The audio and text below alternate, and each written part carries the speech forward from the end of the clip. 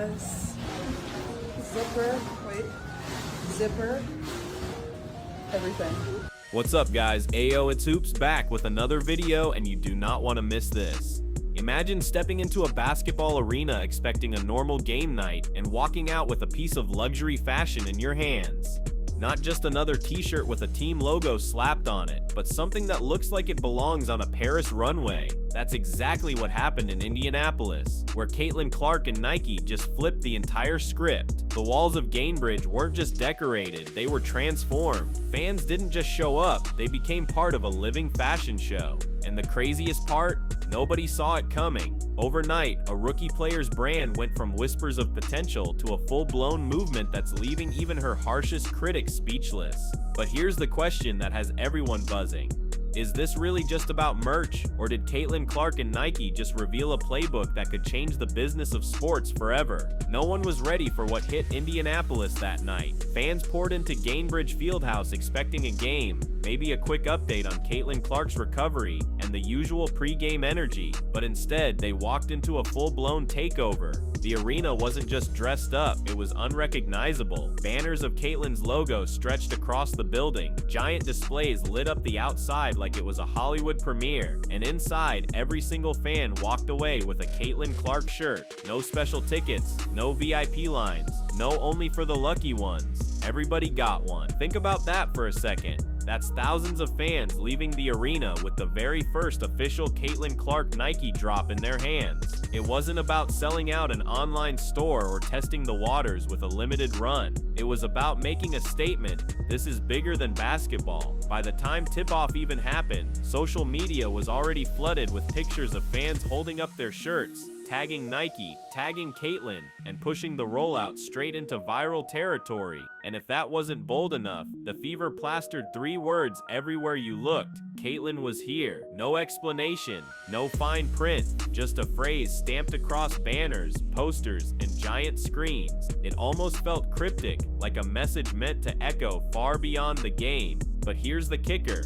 This wasn't just about a shirt or a slogan. What fans didn't realize at that moment was that Nike had planted the seed for something much bigger, and the real twist started to unfold once people looked closer at the detail. Here's where things started to really blow people's minds. This wasn't your typical sports merch rollout, where you slap a player's number on a hoodie and call it a day. The design screamed something completely different. Some fans compared the look to Chanel, others swore it gave off Gucci vibes. But one thing was clear, this wasn't just about basketball anymore.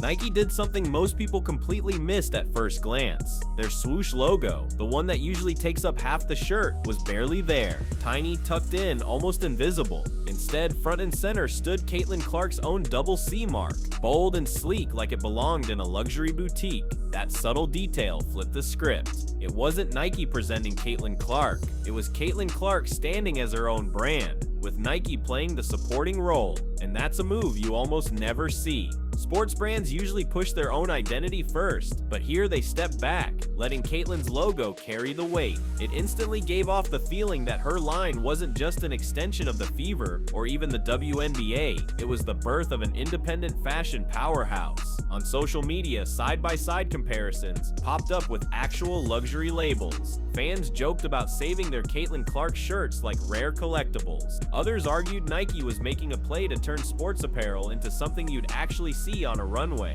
It was playful, it was stylish, and above all, it was intentional. And just when fans thought they'd seen it all, Caitlin herself walked out rocking a fit that turned the entire arena into her personal runway. Then came the moment that stole the show. Caitlin Clark herself stepped into Gainbridge, and the entire arena felt it. She wasn't just wearing her brand, she was living it. A clean black Nike crop top, oversized joggers stamped with her double C logo, a sleek belt chain that shimmered under the lights, and a gold necklace carrying her brand front and center. It wasn't athlete merch, it was high-end drip, the kind you'd expect to see on a runway in Milan or Paris. Every detail screamed intentional. The crop top was tailored to perfection, the joggers had that luxury streetwear cut, and the accessories, those small touches, made it pop. You could tell Nike had studied luxury fashion houses when they designed this line. The entire vibe said, this is bigger than basketball. And the effect? Immediate. Fans inside the arena looked less like they were at a game and more like they'd been dropped into a Fashion Week event. People pulled out their phones, snapping photos of Caitlin's fit, posting captions like "CC is the new Gucci," and Caitlin's already building her empire. Even her teammates couldn't help but rock the gear, turning the sideline into a mini runway. What made it even crazier was how natural it all looked. Caitlin didn't look like an athlete trying too hard to be stylish. She looked like this had been her lane all along. And maybe that's the real secret here. Nike didn't just create merch for a player, they built a brand identity that made Caitlin Clark look like she'd been a fashion icon from day one. But as bold as her entrance was, this wasn't just about one outfit, because behind the scenes, Nike had been quietly building something much bigger, a long-term strategy that might change how sports brands operate forever. For months, people dragged Nike for moving too slow on Caitlin Clark. Fans accused them of wasting her momentum, letting other brands cash in while they sat on the sidelines. Even analysts started questioning if Nike actually knew what to do with the most marketable rookie women's basketball had ever seen. But here's the twist. The silence wasn't hesitation, it was strategy. Nike wasn't just cooking up another jersey or warm-up hoodie. They were carefully laying the foundation for something they'd never tried before. Instead of flooding the market with quick merch drops, they went all in on creating a luxury crossover line. Gear that doesn't just say WNBA fan, but instead screams high-end fashion. That's why the swoosh was subtle, tucked away, while Caitlin's double C logo shined. Nike wanted the brand to stand on its own, independent, iconic. Think about how rare that is. Michael Jordan had to dominate the NBA for years before Nike gave him the freedom to build a logo that stood next to theirs. Caitlin Clark got it as a rookie. That alone tells you how massive her influence already is. Nike clearly sees her as more than just an athlete. They see her as a cultural force, someone who can bridge the gap between basketball, lifestyle, and luxury fashion. And here's the wild part. They're keeping it affordable. The fit looks designer, the branding feels high class, but the rollout was accessible to every fan walking into Gainbridge. That's the game changer. Nike is positioning Caitlin as the face of a new category, luxury sportswear for everyone. But if shirts and joggers shook the internet this hard, just imagine what happens when Nike finally unveils the sneakers. If the shirts and banners weren't enough, the fans themselves turned this rollout into a spectacle. By the time the first quarter even started, photos and videos from inside Gainbridge were already flooding TikTok, Instagram, and X. One clip showed an entire row of fans standing up, all rocking their Caitlin Clark tees at the same time. It looked like a coordinated fashion show. Another fan styled hers by tucking it into jeans and pairing it with heels, giving off more runway vibes than game day energy. That fan? None other than Aerial Powers, who instantly went viral for putting her own spin on the look. And then came the detail nobody saw coming, the cookies. Yes, actual cookies stamped with Caitlin's double C logo were being handed out inside the arena. Fans couldn't believe it. Some joked that Caitlin Clark had officially gone from rookie to lifestyle brand in less than a year. Others started posting memes comparing the cookies to limited edition sneakers, saying they were too valuable to eat. It was playful, over the top, and it only made the brand feel bigger. Social media was on fire. Side-by-side edits popped up, comparing Caitlin's fit to luxury designers, while others drew parallels between her rollout and Taylor Swift's stadium takeovers. Hashtags connected her to pop culture moments outside of sports, pushing her into timelines of people who don't even watch basketball. That's when you know something's crossed over. But what really surprised everyone was the role the Indiana Fever played in this. For a franchise often criticized for dragging their feet, this entire rollout proved they were capable of something much bigger than fans ever expected. And for the first time, critics had to admit the Fever might have actually gotten it right. For months, the Indiana Fever have been under fire. Fans blasted them for not protecting Caitlin on the court, for failing to market her the way a generational star should be marketed, and for moving too slowly while her popularity exploded online. Even local media called them out for dragging their feet. But on this night, everything changed. The Fever went all in. They didn't just support Caitlin Clark, they built an entire experience around her. From the Caitlin Was Here banners to the citywide branding to to making sure every single person in the building walked out with merch. It was a rollout worthy of a superstar. For the first time, the Fever didn't feel like a small market franchise trying to keep up. They felt like a team putting their foot down and saying, "We've got the biggest star in the sport and we're treating her like it." Commentators called it one of the boldest rookie activations in sports history, and honestly, they weren't wrong. No rookie has ever been given a rollout of this scale. Not in the WNBA, not even in the NBA.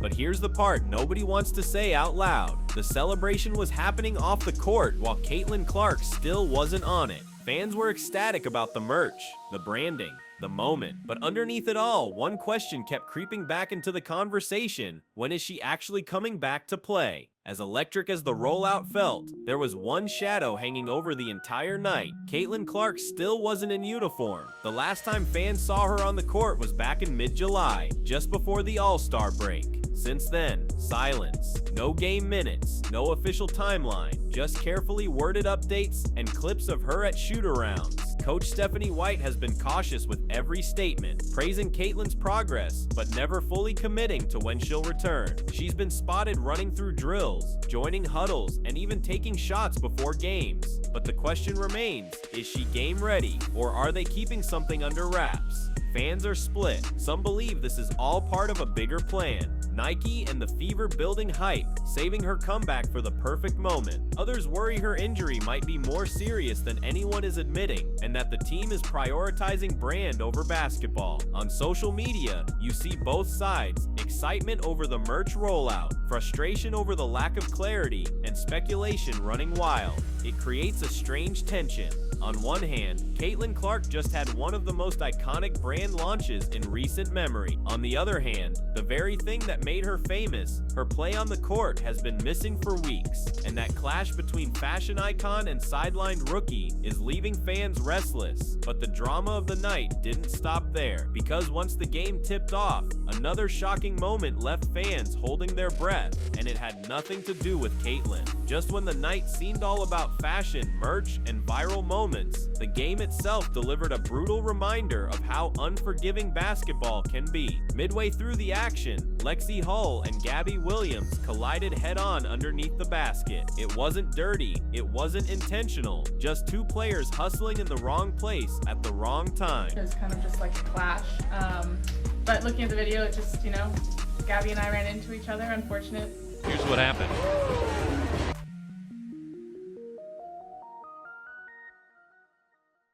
But the impact was violent. Lexie dropped immediately, clutching her head as trainers rushed over. Within seconds, a swelling knot started rising on her forehead, so big that even from the stands, it was impossible to miss. Fans went quiet, players froze, and for a moment, all the glitz of Caitlin's rollout faded into the background. This was raw, physical, and real.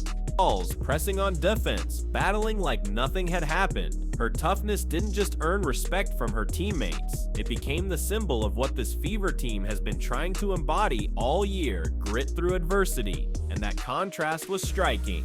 Off the court, Caitlin Clark's brand rollout looked like a high-end fashion launch. On the court, Lexie Hull's bruised forehead told the other side of the story: the bruises, the pain, the fight it takes to survive in the WNBA. Together, it painted a picture of a franchise balancing two realities: a rising global superstar and a roster still grinding for every win. But when you step back and look at the bigger picture, a bigger question emerges. With all the attention on Caitlin Clark's brand and the Fever's marketing, will her actual return to the game match the scale of the empire being built around her? When the final buzzer sounded, fans walked out of Gainbridge carrying more than just a free shirt or a memory of the game. They left with the sense that they had witnessed something historic: the birth of a brand, the rise of a cultural icon, and a glimpse into the future of how sports and fashion might collide. Caitlin Clark didn't just roll out merch, she rolled out a movement. Nike proved they're playing the long game, positioning Caitlin not just as an athlete, but as a luxury name with staying power. The Fever, often criticized for dragging their feet, showed they could deliver a rollout on par with the biggest sports franchises in the world. And the fan? They took the moment viral, turning Caitlin Clark's debut line into an internet-wide conversation. But underneath all the celebration, one question still lingers: when will Caitlin actually return to the court? The merch is iconic, the brand is booming, and the hype has never been higher. Yet fans are still waiting for the real show, the magic of Caitlin Clark on the hardwood. Will her comeback live up to the empire being built around her? Or is Nike betting that her impact off the court can carry just as much weight as what she does on it? Could redefine the entire business of sports. Drop your thoughts below, smash that like button if you felt the energy of this rollout, and make sure you're subscribed because Caitlin's story is only just beginning.